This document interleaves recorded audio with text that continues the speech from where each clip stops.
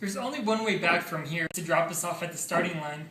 So the only way back is to use your 2 feet and start running in that direction.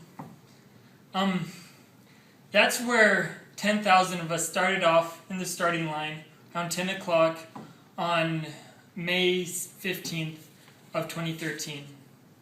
And I was standing there resplendent and excited to get this started because I only slept for 3 hours thinking about the entire marathon.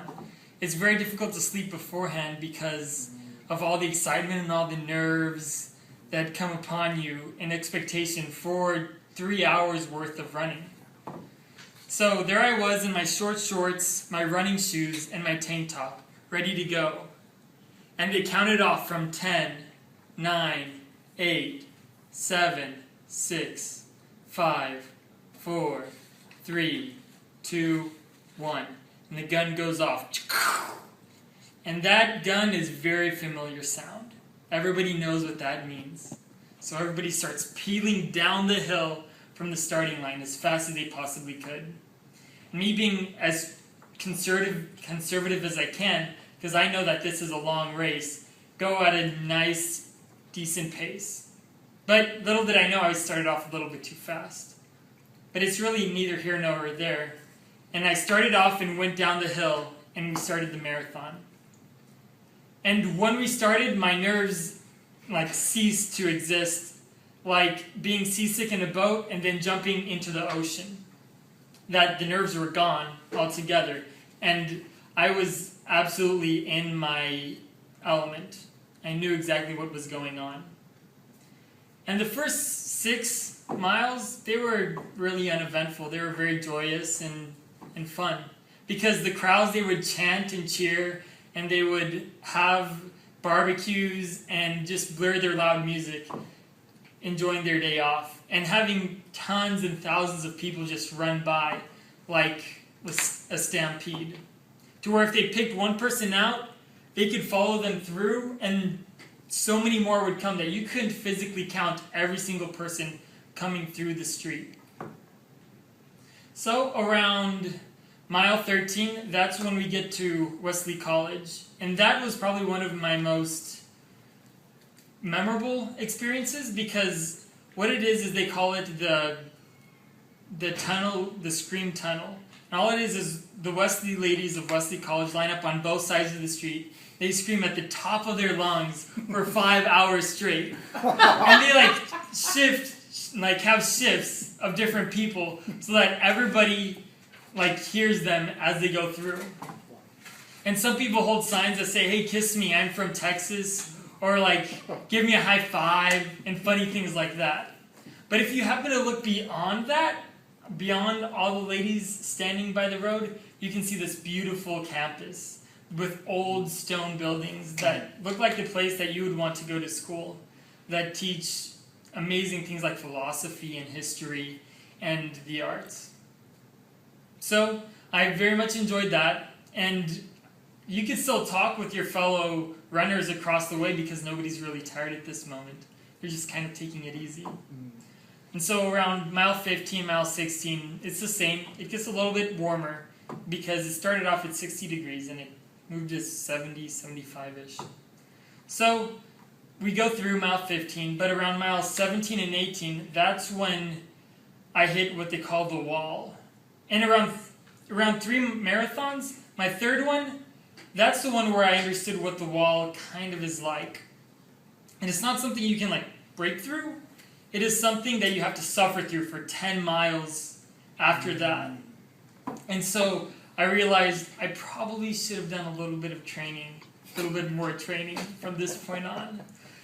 And I kind of hated that the winter we had last year wasn't so bad. And I wish that even though it was maybe 10 degrees outside, I could have gone out and gotten a few more runs in. But it's too late now. I'm already 18 miles into it, and my legs are starting to hurt. So let's see what happens. So we go through, and the only thing I can think of from mile 23 to 25 is about sitting down at a nice wooden table in the middle of a country field with a plate of steak. That's all that came to my mind.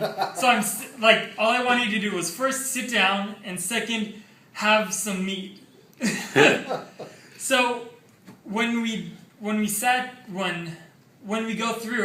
the rest of it, all I could think of and being tempted to stop and sit down and just eat something.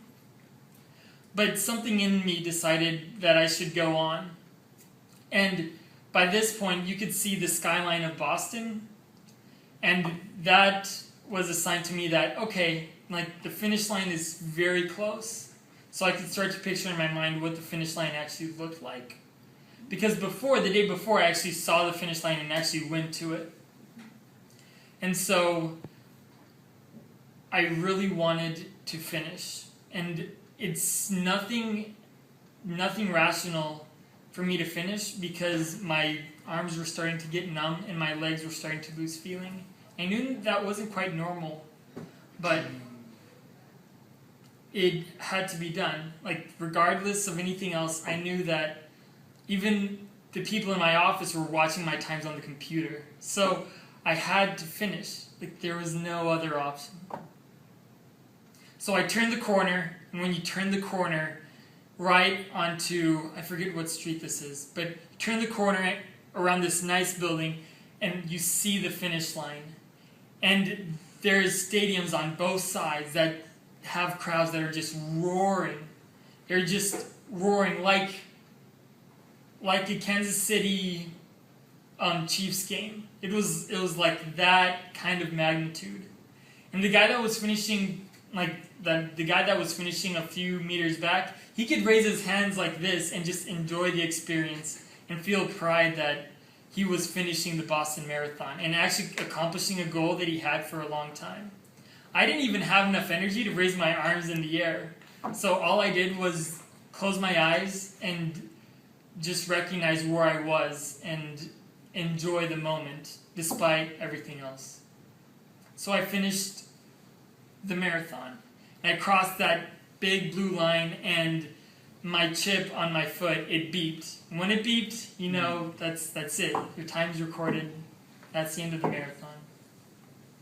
And looking back, I'm glad I did it. And if that day was to happen again, I would do it again, despite everything that happened that day after I finished the marathon.